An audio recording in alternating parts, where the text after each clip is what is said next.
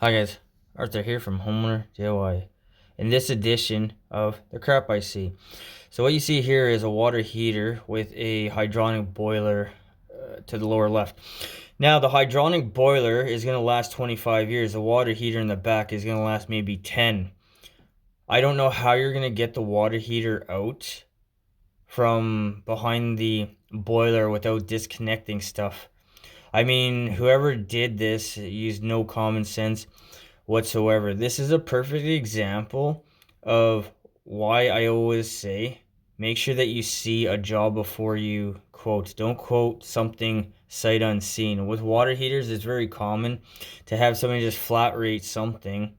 But in a case like this, you probably need 4 guys to get the old water heater out and then the new water heater in, because this has been designed so poorly.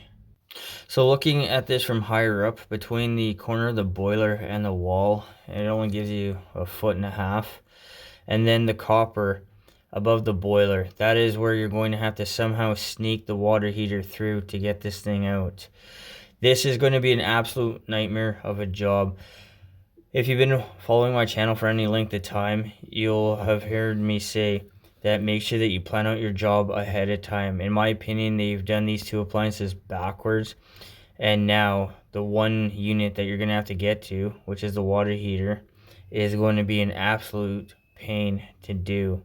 This is not going to be a fun re for anybody. Guys, that covers this edition of The Crap I See.